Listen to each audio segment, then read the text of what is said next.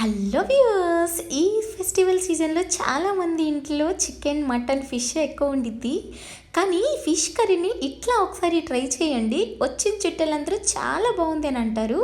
నిజంగా చెప్తున్నా, అంత బాగా చేసిద్ది మా అత్తమ్మ. అసలు ఎలా ప్రిపేర్ చేసిద్ది అనేది చూపించేసానండి.